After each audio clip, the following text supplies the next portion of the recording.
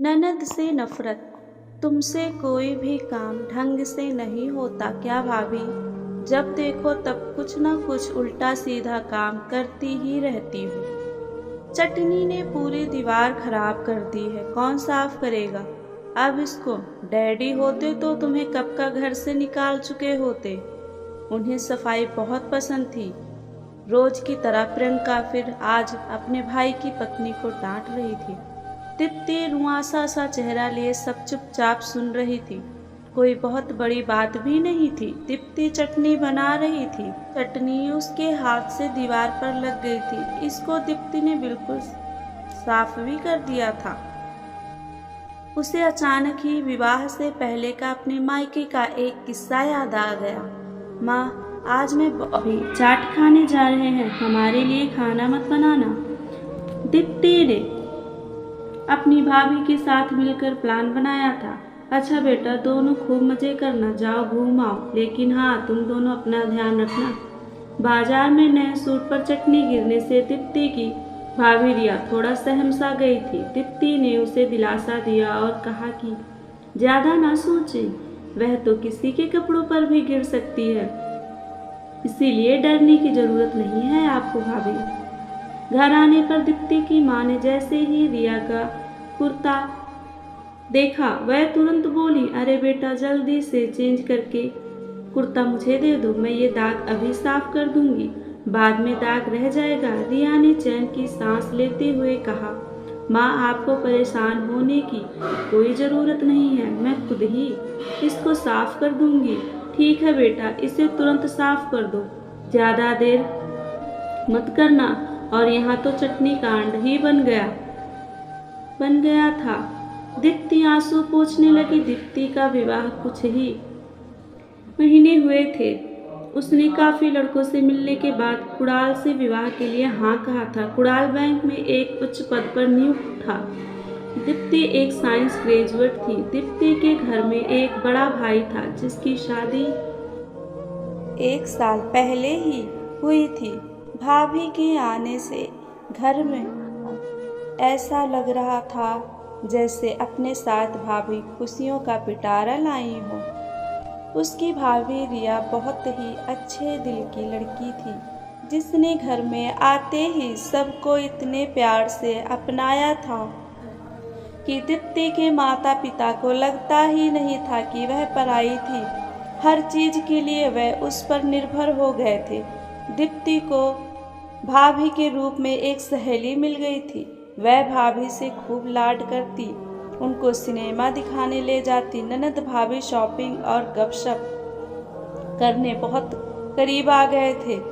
दीप्ति के लिए जब कुणाल का रिश्ता आया तो वह खुद पर फर्क कर उठी। कुणाल बहुत ही सुंदर, सच्चा और नेक युवक था। देखने में जितना अच्छा उतना ही दिल का साफ भी। दीप्ति सुंदर भविष्य के सपने सजोए पिया के घर आ गई। कुणाल के घर में उसकी माँ और अविवाहित बड़ी बहन प्रियंका थी। प्रियंका में ऐसा तो कोई दोष नहीं था, पर मांगलिक होने की वजह से उसकी अब तक शादी नहीं हुई थी। रूप रंग में भी वह साधारण सी थी। कुणाल और प्रियंका भाई बहन जैसे बिल्कुल भी नहीं लगते थे। प्रियंका के लिए जितने भी रिश्ते आए सब ने उसे मांगलिक होने की वजह से ठुकरा दिया था। इस बात से उसका दिल काफी आहत हुआ था। वह सोचने लगी थी कि 21वीं सदी में भी लोग अंधविश्वास को छोड़ नहीं पाए हैं। लोग चांद सितारे तक पहुंच चुके हैं, मगर समाज में कुछ लोगों की सोच अभी भी दकियानूसी की है। हालांकि वह भी ग्रेजुएट थी। वह कई वर्षों तक एक ट्रैवल एजेंसी में जॉब भी कर चुकी थी। एक दिन उसने ऑफिस में क्लाइंट की गलत बुकिंग कर दी तो उसके बॉस ने गुस्से में आकर उसे निकाल दिया था। उसकी यह नौकरी उसके पिता ने बड़ी सिफारिश से लगवाई थी। नौकरी छूटने के बाद से वह घर पर खाली बैठी रहती थी। प्रियंका की जुबान बहुत ही ज्यादा तेज थी। घर में सभी उसके उग्र स्वभाव और बोली से डरते थे। उसकी सब सहेलियों की शादी हो गई थी और सब खुशहाल जीवन जी रही थी। अकेली प्रियंका की ही शादी नहीं हो पा रही थी, जिससे प्रियंका बहुत चिड़चिड़ी होती जा रही थी। कारण कोई इतना बड़ा नहीं था, पर उनकी बिरादरी में मांगलिक होना एक बहुत बड़ा ऐब था। नाते रिश्तेदार आते जाते कुणाल की माँ को ताने मारते और प्रियंका की शादी की बात छेड़ते। अरे कब इसकी शादी करोगी राधिका रानी? अब तो कुणाल की बहू भी ले आए हो तुम लोग। प्रियंका से कहना भाभी का ध्यान रखे, अब तो उसे यहीं तुम सबके साथ रहना है। राधिका सुनकर भी चुप हो जाती। राधिका के पति आकाश बहुत बड़े व्यापारी थे, पर कुछ साल पहले ही उनका देहांत हो चुका था। कुणाल अपनी माँ और बहन को बहुत प्यार करता था। वह उन्हें समझाता था कि दुनिया की बातें ना सुने। इधर जब कुणाल के लिए रिश्ते आने लगे तो राधिका ने सोचा कि कम से कम कुणाल की शादी तो समय से हो जाए बस। दीप्ति भी उनके परिवार का हिस्सा बन गई। दीप्ति सुखी परिवार से आई थी। उसका घर रिश्तों को बहुत अहमियत देता था।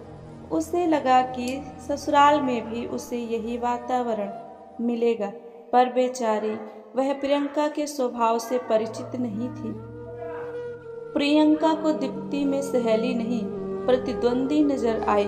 उसे लगता कि दीप्ति उसका घर, भाई, माँ सबको हथिया लेगी। इसीलिए भाभी को, जो उससे कई साल छोटी थी, उसने बात बेबात तंग करना शुरू कर दिया। हर बात दीप्ति को गलत साबित करना, काम में कोई ना कोई कमी निकालना, उसके परिवार की बुराई करना और माँ व कुणाल से लगाई बुझाई करना उसका नया काम हो गया था। तुम बहुत ही मनहूस हो। जब से आई हो तब से बस गड़बड़ ही गड़बड़ की है। कोई भी तो अच्छा काम नहीं किया तुमने भाभी, जिससे मैं तुम्हारी तारीफ कर सकूं। पता नहीं कुणाल ने तुम में क्या देखा। तुम्हारे घर वालों को जरा भी शऊर नहीं है। तुमको माँ किस लिए लाई है? काम करने के लिए ना, क्योंकि तुम छोटे घर से तो इस तरह के ताने दीप्ति को रोज सुनाती। हाँ, यह सब वह अपनी माँ और भाई के पीठ पीछे कहती थी। दीप्ति तो जैसे आसमान से गिरी। उसके लिए प्रियंका एक पहेली सी थी। दीप्ति ने जब अपनी सास और पति से इसका कारण पूछना चाहा, तो उन्होंने प्रियंका की तरफदारी करते हुए कहा कि उसकी जिंदगी में कुछ भी नहीं है सिवा खालीपन के। इसलिए दीप्ति भी उसकी बातों को नज़रअंदाज कर दे। 1 या 2 दिन की बात होती तो दीप्ति शायद शिकायत न करती, पर प्रियंका के दिल में तो जहर था। उसकी कड़वाहट वह दीप्ति पर निकालने लगी। हर समय गुनगुनाने और खिलखिलाने वाली दीप्ति एकदम चुप हो जाती थी। प्रियंका को वह अपनी बड़ी बहन मानकर उसका दुख दूर करने की कोशिश करना चाहती थी, पर प्रियंका को उसके मीठे व्यवहार से भी जलन थी। दिन इसी तरह निकल रहे थे। एक दिन दीप्ति को पता चला कि वह माँ बनने वाली है। इस बात से घर में खुशी की लहर दौड़ गई। प्रियंका का व्यवहार भी दीप्ति के लिए थोड़ा थोड़ा बदलने लगा। उसने पहली बार दीप्ति का ख्याल रखना शुरू किया, पर फिर भी दिन में जब तक वह 2-4 कड़वी बातें ना बोलती, उसका खाना हजम ना होता। दीप्ति ने उसके व्यवहार को नाकार कर अपनी सेहत का ध्यान रखना शुरू किया। उसके लिए यह बहुत जरूरी था कि उसका बच्चा सेहतमंद हो। सही समय आने पर उसने एक प्यारी सी बेटी को जन्म दिया। बड़े लाड से सबने उसका नाम परी रखा। परी ने दीप्ति और राम का संसार महका दिया। प्रियंका ने खुशी खुशी परी की देखभाल करना शुरू किया, पर उसकी जलन ने एक नया रूप ले लिया था। वह पूरा दिन परी को अपने पास रखती, उसको नहलाती, धुलाती, उसकी मालिश करती। सिर्फ दूध पिलाने के लिए वह परी को दीप्ति के पास छोड़ती। प्रियंका को यह सब करके बहुत अच्छा लगता था, पर वह यहाँ भी ये भूल गई थी कि वह एक माँ से उसका अधिकार छीन रही थी। दीप्ति को अपनी बेटी सिर्फ रात को मिलती, वह भी तब जब कुणाल घर आ जाता। दीप्ति को भी अच्छा लगता था कि प्रियंका शायद परी के कारण बदल रही है, पर यह सब एक धोखा था। प्रियंका परी पर हक जताकर अपना खालीपन भर रही थी। जब भी दीप्ति परी को तैयार करती या खिलाती, प्रियंका उसमें 10 नुक्स निकाल देती। अरे इसे क्या कपड़े पहनाए हैं, इसे भी अपनी तरह गंवार बनाओगी क्या? तुम्हारे पास तो यह रोती रहती, लाओ मुझे दो। मेरे पास आते ही परी सो जाती है। वह दीप्ति से परी को जबरदस्ती ले जाती और खुद उसका पूरा ध्यान रखती। राधिका यह सब देखकर बहुत खुश थी। उसे लगता था कि उसकी बेटी बदल गई है, पर उसका स्वार्थीपन वह नहीं देख पा रही थी। परी को प्रियंका हाथों हाथ रखती, पर दीप्ति के पास तभी जाती जब उसको फीड कराना होता। दीप्ति मातृत्व का सुख अनुभव ही नहीं कर पा रही थी। धीरे धीरे उसका वजन कम होने लगा और रूप रंग मुरझा गया। वह जितना खुश परी की माँ बनकर थी, उतना ही प्रियंका के स्वार्थी व्यवहार से दुखी हो गई थी। जब उसने कुणाल से बात करनी चाहिए तो कुणाल ने कहा कि उसे इस बात में न घसीटें। अब अगर कोई राधिका से या प्रियंका से पूछता कि प्रियंका दिन भर क्या करती है, तो वह बड़े गर्व से बताती कि वह परी की देखभाल करती। लोग यह सुनकर हैरान रह जाते और पीठ पीछे हंसते। एक रिश्तेदार ने तो कह भी दिया कि क्या यह तुमने अपना कैरियर बना लिया है? यह सुनकर माँ बेटी बहुत नाराज हुई, पर उन दोनों पर जैसे इन बातों का कोई असर ही न पड़ा था। फिर भी कुछ नहीं बदला। दिन इसी तरह बीत रहे थे और प्रियंका के व्यवहार में कोई फर्क नहीं आ रहा था। परी अब 6 महीने की हो चली थी। आंखें मटका मटका कर वह सबको देखती, खूब हाथ पैर चलाती और अपने मुंह से आवाजें निकालने की कोशिश करती। दीप्ति के पास वह फिर भी रात को ही आती थी। दीप्ति को इसका कोई उपाय समझ नहीं आ रहा था। तभी एक दिन कुणाल की बुआ नन्ही परी को देखने और कुछ दिन उनके साथ रहने बनारस से आई। एक दिन में ही उन्हें प्रियंका का व्यवहार खटक गया। दीप्ति के मुरझाए चेहरे को देखकर वह सब समझ गई। वह पहली बार दीप्ति और कुणाल की शादी के बाद उनके घर आई थी। दीप्ति दौड़ दौड़ कर उनकी खातिर कर रही थी। उसका शरीर अभी भी कमजोर था, फिर भी वह बुआ जी की सेवा में दिलो जान से जुट गई थी। बुआ जी को भी दीप्ति बड़ी प्यारी लगी थी। 4 दिन उन्होंने राधिका और प्रियंका का यह व्यवहार देखा। उन्हें लगा कि इस चीज को यहीं रोकना होगा, वरना दीप्ति कभी परी का बचपन नहीं पाएगी। एक दिन बुआ जी ने दीप्ति से कहा कि उन्हें कुछ खरीदारी करनी है तो वह उन्हें बाजार ले चलें। दीप्ति ने परी की ओर देखा तो बुआ जी ने कहा, अरे प्रियंका चलो ना। प्रियंका ने भी खुशी खुशी हाँ कर दी। बुआ जी दीप्ति को एक बढ़िया से रेस्टोरेंट में ले गई। वहाँ पर दोनों के भी ऑर्डर करके बुआ जी ने दीप्ति से सारा मजारा समझा। होशियार तो वह थी ही। अब उन्होंने दीप्ति को एक ऐसा तरीका बताया जिसे सुनकर वह बहुत खुश हो गई। बुआ जी के गले लगकर वह बेचारी रो पड़ी। बुआ जी ने उसका कंधा थपथपाते हुए कहा, ना रो बहू, अब सब ठीक हो जाएगा। थोड़ी देर में दोनों वापस घर आ गए। अगले दिन जैसा कि बुआ जी ने प्लान बनाया था, उन्होंने दीप्ति को डांटना शुरू किया। अरे बहू रानी, कब तक ननद की अच्छाई का फायदा उठाओगी? वह बेचारी तुम्हारी बच्ची को पूरा दिन रखती है। ना तुम उसे खाना खिलाती हो, ना नहलाती हो, ना उसकी मालिश करती हो, और ना ही दिन में उसे अपने पास बुलाती हो। मेरी प्रियंका तुम्हारी जगह ये सारा काम करती है।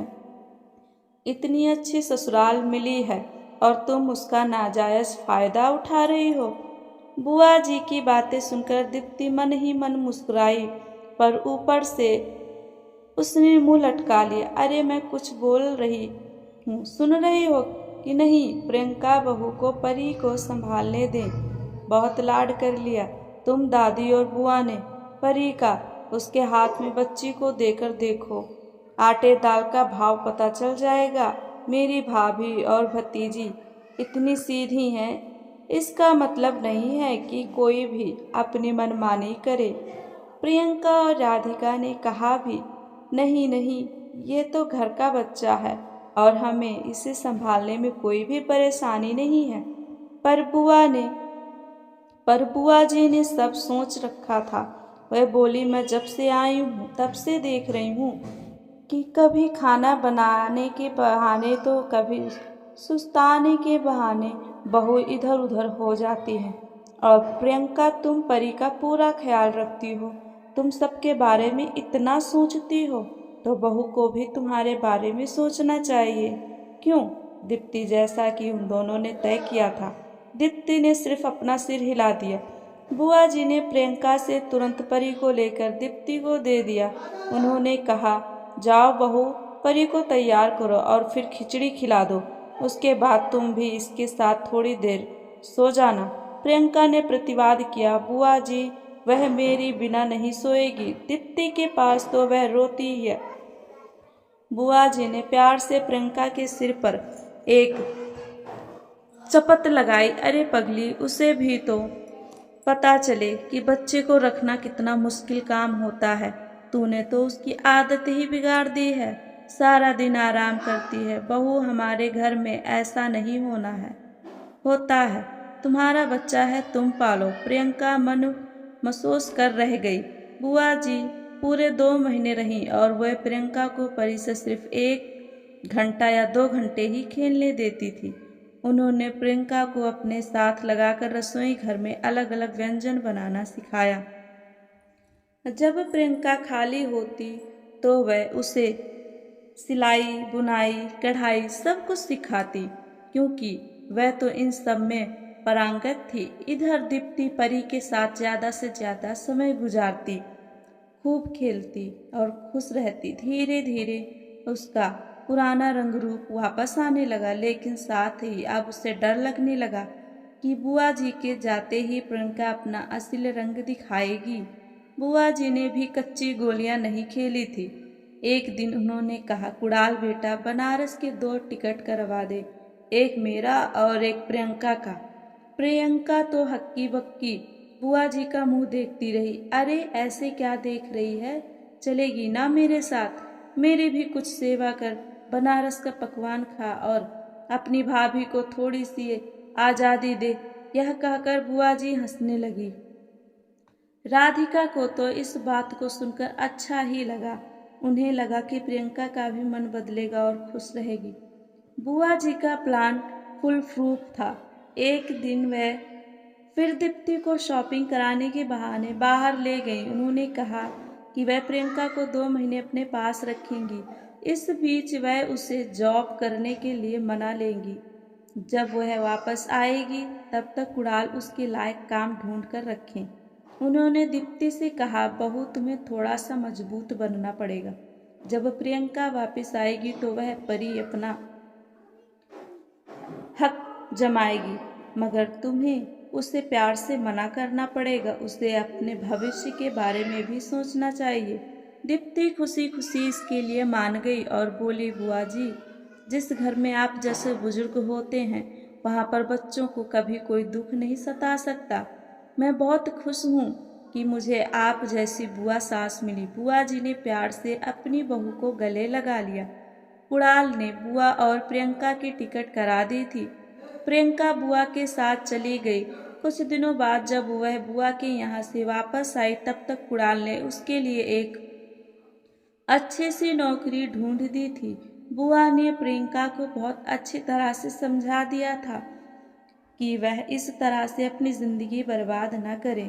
कोई अच्छी सी नौकरी करके खुद आत्मनिर्भर बने, जिससे उसको किसी का सहारा न लेना पड़े। बुआ के घर से आने के बाद प्रियंका पूरी तरह से बदल गई थी। वह अब ऑफिस जाने लगी और परी के साथ थोड़ा टाइम शाम को बिताती और फिर अपने काम में बिजी हो जाती। दीप्ति भी प्रियंका के बदले हुए व्यवहार से बहुत खुश थी। दीप्ति प्रियंका को पसंद करने लगी थी। इस तरह से अब पूरा घर हंसी खुशी से रहने लगा। बुआ ने अपनी सूझबूझ के द्वारा सब कुछ ठीक कर दिया। राधिका, कुणाल और दीप्ति ने बुआ को मन ही मन धन्यवाद कहा।